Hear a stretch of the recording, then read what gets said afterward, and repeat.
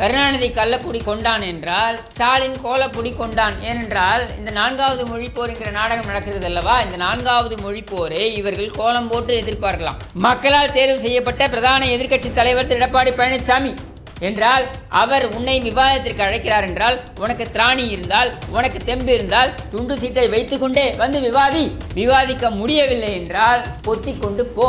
அதுதான் உனக்கு நல்லது, உன் கட்சிக்கும் நல்லது. ஏனென்றால் எதிர்க்கட்சி வரிசையில்லாது அமர்வதற்கு அது ஒரு வாய்ப்பை அளிக்கும். நேருவின் மகளே வருக, நிலையான ஆட்சியை தருக என்று ஆரம்பித்து நீ எப்படி வெள்ளை கொடையை தூக்கி கொண்டு ஓடினாய் என்பது தொடங்கி கேலோ இந்தியா ஓலோ இந்தியா என்று அழைப்பதற்கு உன் மகன் ஓடி போனது, டெல்லிக்கு ஓடி போனதிலிருந்து பல விஷயங்களை எங்களால் பட்டியலிட முடியும். மாறாக நீ இதையெல்லாம் மடைமாற்றம் செய்ய வேண்டும் என்பதற்காக தமிழன் அது இது இந்த கட்டுக்கதையெல்லாம் இங்கே விடாது. அம்மா அவர்கள் இன்றைக்கு நட்சத்திரமாக வாழ்கிறார். அவர் மறைந்து விடவில்லை, நம்முடன் இருக்கிறார், நட்சத்திரமாக வாழ்கிறார். அங்கிருந்து நம்மை பார்த்து கொண்டிருக்கிறார். எதற்காக பார்த்து கொண்டிருக்கிறார்? கருணாநிதி கும்பலை எப்படி என்னுடைய ரத்தத்தின் ரத்தங்கள் எதிர்கொள்ளப் போகிறார்கள் என்று பார்த்து கொண்டிருக்கிறார் என்று சொல்லும் பொழுது அங்கே இருக்கக்கூடிய அந்த பெண்கள் எல்லோரும், அங்கே அந்த பொதுக்கூட்டத்தில் கூடியிருக்கின்ற பெண்கள் எல்லோரும் கண்ணீர் விட்டு அழுகிறார்கள். கருணாநிதி நட்சத்திரமாக பார்த்து கொண்டிருக்கிறார். இந்த திருட்ரேல் கருணாநிதி, இந்த வித்தவுட் டிக்கெட் கருணாநிதி, இந்த தயிர்வட தாத்தா கருணாநிதி, அந்த குழிக்கு பிச்சை எடுத்த கருணாநிதி வானத்திலிருந்து நட்சத்திரமாக பார்த்து கொண்டிருக்கிறார் என்று நீ மேடையில் சொல். அத்தனை பெண்களும், நான் எழுதி கொடுக்கிறேன், அத்தனை பெண்களையும் தன் சேலைகளை மூடிக்கொள்வார். ஏனென்றால் கருணாநிதி அங்கிருந்து பார்த்து கொண்டிருக்கிறார். இதுதான் உன்னுடைய வரலாறு. தமிழ் மக்களுக்கு வணக்கம். இல்லாத பிரச்சனைகளை எல்லாம் ஊதி பெரிதாக்குவதும், அந்த பிரச்சனைகளை வைத்து இங்கே அரசியல் செய்ய வேண்டும் என்று முனைப்பில், அதாவது மக்களுக்கு எதையுமே செய்யாமல் ஆனால் எல்லாவற்றையும் செய்தது போல ஒரு நாடகம் ஆடுவதற்காக மக்களுடைய உணர்வை வைத்து பிழைப்பை நடத்தக்கூடிய கேவலமான கும்பல் என்றால் அது திமுக கும்பல் என்பதனை நான் சொல்லி தெரிய வேண்டிய அவசியம் கிடையாது.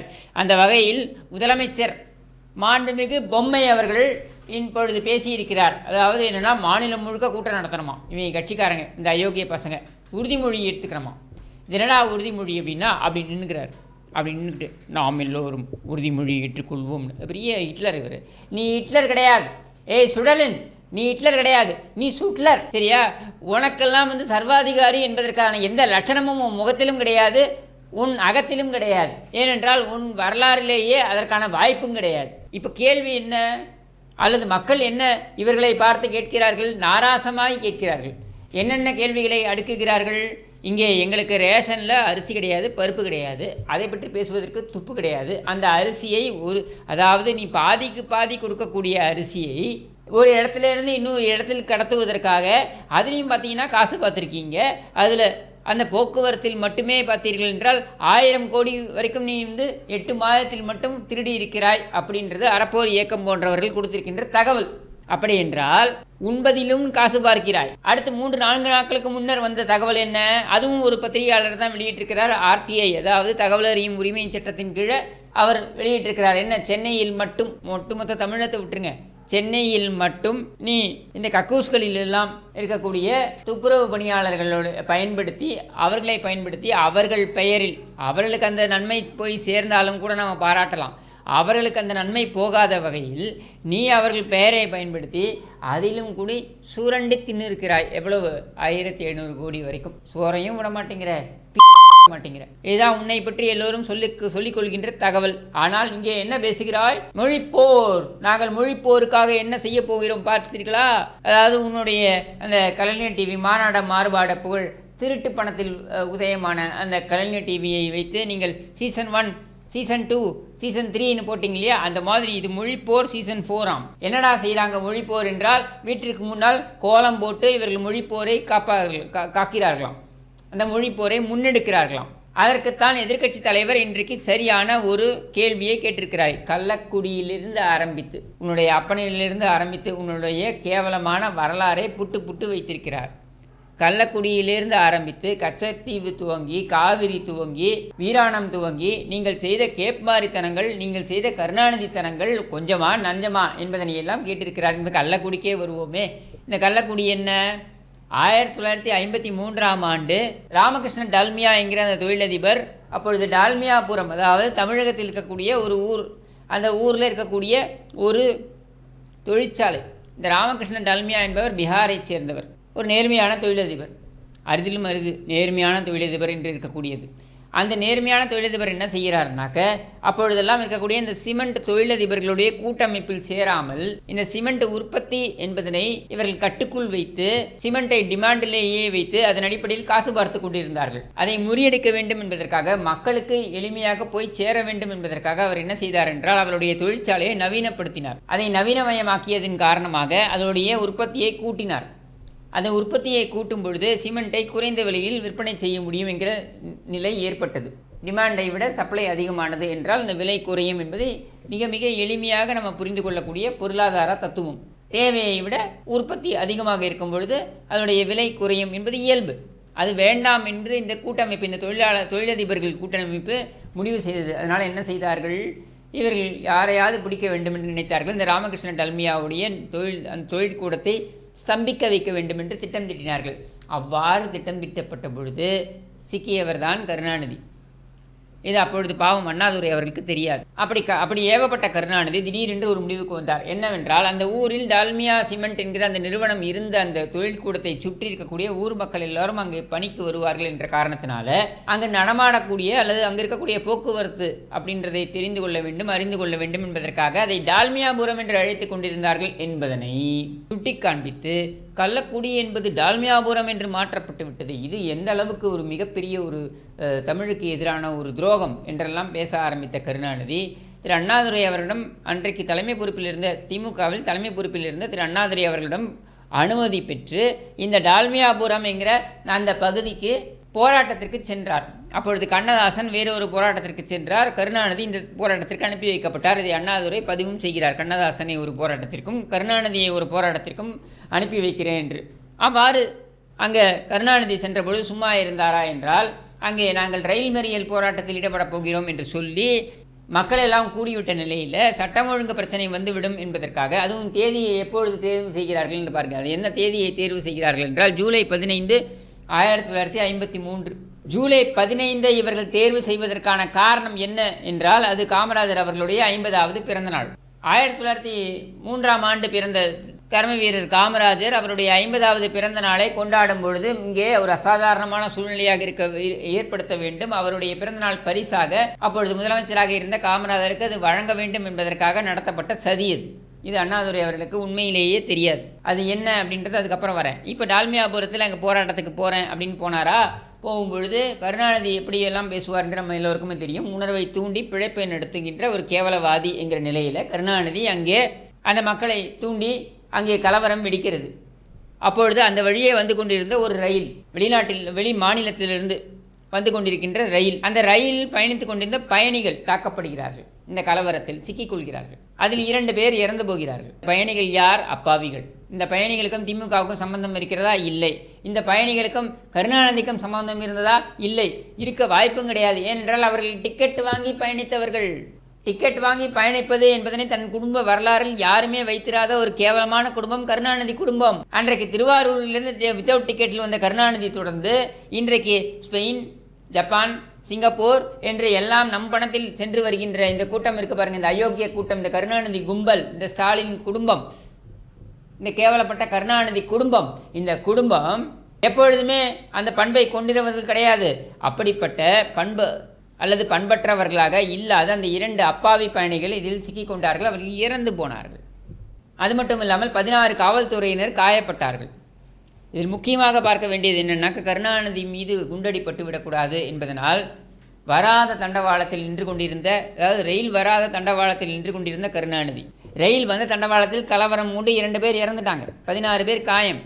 ரயில் வராத தண்டவாளத்தில் நின்று கொண்டு வன்முறையை தூண்டி கொண்டிருந்த இந்த கருணாநிதி அவர் மீது குண்டடிப்பட்டு விடக்கூடாது என்பதற்காக அவருக்கு முன்னால் வந்து நின்ற கழக தொண்டன் யார் என்று பார்த்தால் பூவாளூர் ராசு. எத்தனை திமுக காரனுக்கு இன்றைக்கி தெரியும் யார் பூவாளூர் ராசு என்றால்? யாருக்கும் தெரியாது என்று தான் சொல்ல வேண்டும். அந்த பூவாளூர் ராசு மீது குண்டடிப்படுகிறது. எங்கு படுகிறது? அவருடைய மர்ம உறுப்பில் பட்டு விடுகிறது. அந்த துப்பாக்கி தோட்டா பாய்ந்து விடுகிறது. மருத்துவர்கள் அதை எடுத்தால் அவருக்கு ஆபத்து என்பதனால் அதை அப்படியே விட்டு விடுகிறார்கள். நரக வேதனையுடன் அவருடைய கடைசி வாழ்க்கையை கழித்தார். அதுவும் எப்படி கடுமையான வறுமையுடன் கழித்தார். அதுவே கருணாநிதி மேலே பட்டிருந்தா கருணாநிதி தப்பிச்சிருப்பார். அப்படியே விட்டுருப்பாங்க மருத்துவர்கள். ஆனால் நாமும் தப்பிச்சிருப்போம். இது நான் சொல்லி உங்களுக்கு தெரிய வேண்டிய அவசியம் கிடையாது. கள்ளக்குடி கண்டான் என்று கருணாநிதி செய்த ஃப்ராடுத்தனம், பித்தலாட்டம், இத்தனைக்கும் சொல்ல வேண்டுமென்றால் அங்கே 2 பேர் இறந்து போனார்கள், 16 காவலர்கள் அங்கே படுகாயம் அடைந்தார்கள். கருணாநிதிக்கு வெறும் 35 ரூபாய் அபராதமும் 150 நாட்கள் சிறை தண்டனையும் விதிக்கப்பட்டது.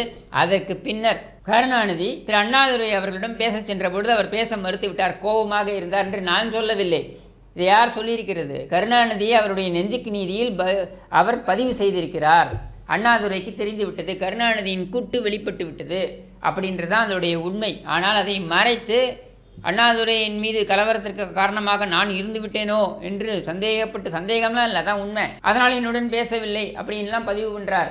இங்கே நாம் சொல்லக்கூடியது என்ன அப்படின்னா, கள்ளக்குடி கொண்டான் என்று கருணாநிதியை சொல்ல போகிறீர்கள் என்றால் நாங்கள் சொல்கிறோம், கருணாநிதி கள்ளக்குடி கொண்டான் என்றால் ஸ்டாலின் கோலப்பொடி கொண்டான். ஏனென்றால் இந்த 4வது மொழிப்போர் என்கிற நாடகம் நடக்கிறது அல்லவா, இந்த 4வது மொழிப்போரை இவர்கள் கோலம் போட்டு எதிர்பார்க்கலாம் அப்படின்னு ஸ்டாலினுக்கு திருவாளர் சுடலினுக்கு இந்த பெயரை வைத்து விடலாம். இதை ஒரு பக்கம் வைப்போம். இப்போ நம்முடைய கேள்வி உள்ளபடியே, இங்கே தமிழகத்தில் உன்னை முதலமைச்சராக வைத்து அழகு பார்த்த இந்த தமிழக மக்களுக்கு செய்ய வேண்டியது பல விஷயங்கள் இருக்கின்றன. அது 4 ஆண்டுகளாக நீ எதையுமே செய்யவில்லை என்ற குற்றச்சாட்டு அதிகமாக இருக்கின்ற இந்த சூழலில் இல்லாத பிரச்சனையெல்லாம் இருப்பது போல நீ நாடகம் ஆடிக்கொண்டு உன் கட்சியுடைய வரலாறை எடுத்து பார்த்தாலே நமக்கு எல்லோருக்குமே தெரியும். காவிரியிலிருந்து கச்சத்தீவிலிருந்து ஈழப்போர் அந்த இறுதி நாட்கள் வரையில் நீங்கள் என்னென்ன நாடகங்கள் ஆடினீர்கள் அப்படின்றது எல்லோருக்குமே தெரியும். எப்படியெல்லாம் இந்த மாநிலத்தின் உரிமைகளை, தமிழர்களின் உரிமைகளை தாரை வார்த்தீர்கள் என்பது நம்ம எல்லோருக்குமே தெரியும். அதையெல்லாம் தெரிந்து வைத்திருக்கின்ற நாம், அல்லது அதையெல்லாம் தெரிந்து வைத்திருக்கின்ற இந்த மக்கள் என்றைக்காவது உன்னுடைய இந்த ஏமாற்று வேலையை ஏற்றுக்கொள்வார்களா என்றால் கண்டிப்பாக ஏற்றுக்கொள்ள மாட்டார்கள். இப்போ இல்லை, எப்பவுமே ஏற்றுக்கொண்டது கிடையாது. அதனால தான் 11 தேர்தல்களில், சட்டமன்ற தேர்தல்களில் 7 தேர்தல்களில் உங்களுடைய கட்சி செருப்படி வாங்கியது. நீங்கள் என்னதான் இந்த சித்து வேலைகள் எல்லாம் காண்பித்தாலும், நீங்கள் என்னதான் நாடகங்கள்லாம் ஆடினாலும் உங்களை விரட்டி அடிப்பது என்பதில் மக்கள் தெளிவாக இருந்தார்கள். எப்பொழுதாவது அவர்களுடைய உணர்வுக்கு மதிப்பளித்து, அறிவுக்கு மதிப்பளிக்காமல் உணர்வுக்கு எப்பொழுதாவது மதிப்பளித்து உங்களை எல்லாம் ஆட்சிப்பிடத்தில் அமர்த்தி விட்டால், அதன் பின் நீங்கள் ஆடக்கூடிய ஆட்டங்களை எல்லாம் புரிந்து வைத்துக்கொண்டு அதற்கு பின்னால் உங்களை எப்படி அகற்றுவது அப்படின்றதைத்தான் முதன்மை வேலையாக, கடமையாக வைத்து மக்கள் செயல்படுவார்கள் என்பதில் எந்த சந்தேகமும் இல்லை. இந்த முறையும் அதுதான் நடக்கப் போகிறது. இங்கே தான் எதிர்க்கட்சி தலைவர் உங்களை பார்த்து கேட்டிருக்கின்ற அந்த கேள்வி அப்படின்றத முன்வைக்க வேண்டும். அது என்ன கேள்வி? நிதிநிலை அறிக்கையிலிருந்து ஆரம்பித்து, சட்டம் ஒழுங்கிலிருந்து ஆரம்பித்து, உன்னுடைய நிர்வாக திறமையை பற்றி அலசி ஆராய்வோம், வா விவாதத்திற்கு வா என்று எதிர்க்கட்சி தலைவர் அழைக்கிறார்.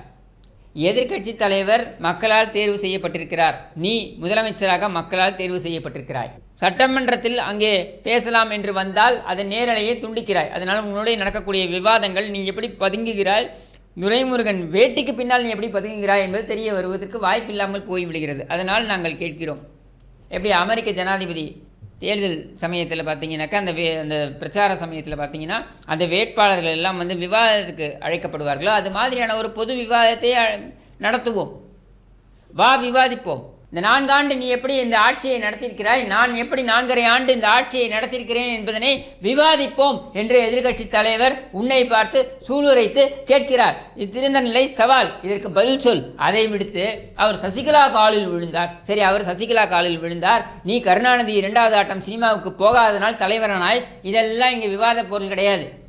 2021ஆம் ஆண்டு மக்களால் தேர்வு செய்யப்பட்ட முதலமைச்சர் நீ, மக்களால் தேர்வு செய்யப்பட்ட பிரதான எதிர்க்கட்சி தலைவர் திரு எடப்பாடி பழனிசாமி என்றால் அவர் உன்னை விவாதத்திற்கு அழைக்கிறார் என்றால், உனக்கு திராணி இருந்தால், உனக்கு தெம்பு இருந்தால் துண்டு சீட்டை வைத்துக்கொண்டே வந்து விவாதிக்க முடியவில்லை என்றால் பொத்தி கொண்டு போ.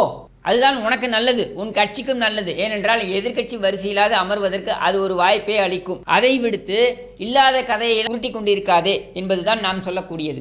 அதுவும் முக்கியமாக அடிமைத்தனத்தை பற்றி பேசுவதற்கெல்லாம் உனக்கும் உன் தந்தைக்கும் உன் மகனுக்கும் எந்த விதமான தகுதியும் கிடையாது என்பதற்கு பல சான்றுகளை எங்களால் கொடுக்க முடியும். நேருவின் மகளே வருக, நிலையான ஆட்சியை தருக என்று ஆரம்பித்து நீ எப்படி வெள்ளை கொடையை தூக்கி கொண்டு ஓடினாய் என்பது தொடங்கி கேலோ இந்தியா, ஓலோ இந்தியா என்று அழைப்பதற்கு உன் மகன் ஓடிப்போனது, டெல்லிக்கு ஓடிப்போனதிலிருந்து பல விஷயங்களை எங்களால் பட்டியலிட முடியும். அதையெல்லாம் நாங்கள் இங்கே பேசி நேர விரயத்து செய்ய விரும்பவில்லை. நாங்கள் கேட்பது ரொம்ப சாதாரணமான விஷயம். உன்னுடைய ஆட்சி நிர்வாகம் குறித்தும் எங்களுடைய ஆட்சி நிர்வாகம் குறித்தும் நேரடியான விவாதத்திற்கு தயாரா என்பதுதான் கேள்வி. தைரியம் இருந்தால், துணிச்சல் இருந்தால் வா. அது உன்னால் வர முடியாது என்பது எங்களுக்கும் தெரியும். மாறாக நீ இதையெல்லாம் மடைமாற்றம் செய்ய வேண்டும் என்பதற்காக தமிழன் அது இது இந்த கட்டுக்கதையெல்லாம் இங்கே விடாது. இதில் பெருமை பீத்தல் வேறு. என்ன அப்படின்னாக்கா, நான் அப்பா, எப்படி அப்பா ஆக முடியும்? அம்மா என்றால் அதற்கு ஒரு தாத்பரியம் இருக்குது, ஒரு மரியாதை இருக்கிறது. ஏனென்றால் அதற்கான அந்த வாழ்க்கையை அதுபோல் வாழ்ந்தார். நீ அப்படியா? உன் குடும்பம் அப்படியா? உன் பரம்பரை அப்படியா? இங்கே அம்மா என்று சொல்லும் பொழுது ஒரு மேடையில் பேசி கொண்டிருக்கிறார் எங்களுடைய பேராசிரியர் கல்யாண சுந்தரம் அவர்கள். ஒரு மேடையில் பேசி கொண்டிருக்கிறார். அந்த மேடையில் பேசும்பொழுது சொல்கிறார், அனைத்து அண்ணா திராவிட முன்னேற்ற கழகத்தின் ரத்தமான உடன்பிறப்புகளே, எங்களுடைய காவல் தெய்வங்களான அனைத்து அண்ணா திராவிட முன்னேற்ற கழகம் என்ற ஆல விருட்சத்தை தாங்கி பிடித்து நிலைநாட்டி கொண்டிருக்கின்ற கழக காவல் தெய்வங்களான இதய தெய்வம் டாக்டர் புரட்சித் தலைவர் எம்ஜிஆர், இதய தெய்வம் டாக்டர் புரட்சித் தலைவி அம்மா அவர்களுடைய ரத்தங்களே பார்த்து சொல்கிறோம். அம்மா அவர்கள் இன்றைக்கு நட்சத்திரமாக வாழ்கிறார். அவர் மறைந்து விடவில்லை, நம்முடன் இருக்கிறார், நட்சத்திரமாக வாழ்கிறார். அங்கிருந்து நம்மை பார்த்து கொண்டிருக்கிறார். எதற்காக பார்த்து கொண்டிருக்கிறார்? கருணாநிதி கும்பலை எப்படி என்னுடைய ரத்தங்கள் எதிர்கொள்ளப் போகிறார்கள் என்று பார்த்து கொண்டிருக்கிறார் என்று சொல்லும் பொழுது, அங்கே இருக்கக்கூடிய அந்த பெண்கள் எல்லோரும், அங்கே அந்த பொதுக்கூட்டத்தில் கூடியிருக்கின்ற பெண்கள் எல்லோரும் கண்ணீர் விட்டு அழுகிறார்கள். எங்கள் அம்மா அவர்கள் இல்லாமல் போய்விட்டாரே, ஆனால் அங்கே இருக்கிறார், நட்சத்திரமாக இருக்கிறார், எங்களை பார்த்து கொண்டிருக்கிறார் என்று. தைரியம் இருந்தால் சவால் விழுகிறேன், நீ சொல்லு மேடையில் தோன்றி. கருணாநிதி நட்சத்திரமாக பார்த்து கொண்டிருக்கிறார். இந்த திருட்ரேல் கருணாநிதி, இந்த வித்தவுட் டிக்கெட் கருணாநிதி, இந்த தயிர்வட தாத்தா கருணாநிதி, அந்த குழிக்கு பிச்சை எடுத்த கருணாநிதி வானத்திலிருந்து நட்சத்திரமாக பார்த்து கொண்டிருக்கிறார் என்று நீ மேடையில் சொல். அத்தனை பெண்களும், நான் எழுதி கொடுக்கிறேன், அத்தனை பெண்களையும் தன் சேலைகளை மூடிக்கொள்வார்கள். ஏனென்றால் கருணாநிதி அங்கிருந்து பார்த்து கொண்டிருக்கிறார் என்பதனால். இதுதான் உன்னுடைய வரலாறு. இப்படிப்பட்ட ஒரு வரலாறை கொண்ட நீ எங்களை பார்த்து, எங்களுடைய ஆட்சியை பார்த்து, எங்களுடைய நிர்வாகத்தை பார்த்து, அதுவும் முக்கியமாக நீ எல்லாம் நாகரிகம் பற்றி பேசுகிற பற்றியா? அதுதான் இருக்கிறதுலையே ஆகச்சிறந்த நகைமுரண். யார் எதை பற்றி பேசுவது அப்படின்னு ஒரு வரம்பில்லாமல் போயிடுச்சு. இதில் அப்படியே இதுதான் உறுதிமொழி எடுத்துக்கொள்ள வேண்டுமாம் மாநிலம் முழுக்க. ஏன் நாங்கள் பார்த்தோமே நீலகிரியில் உறுதிமொழி எடுக்கும்பொழுது, உன் கழக கண்மணி அப்படியே கடமை கண்ணியம் தட்டுப்பாடு, கடமை கண்ணியம் கட்டுப்பாடு கிடையாது, கடமை கண்ணியம் தட்டுப்பாடு. அந்த கடமை கண்ணியம் தட்டுப்பாட்டை உன் கழக கண்மணி அப்படியே வளையல உருவுறா மாதிரி உருவுறான், வளையலையும் உருவுறான், தடவுறான். இது மாநிலம் முழுக்க வேற செய்யணுமா இந்த கேவலத்தை? சரி, மானங்கிட்ட பதர்களா. உனக்கு ஆட்சி நடத்த வக்கில்லை, துப்பில்லை.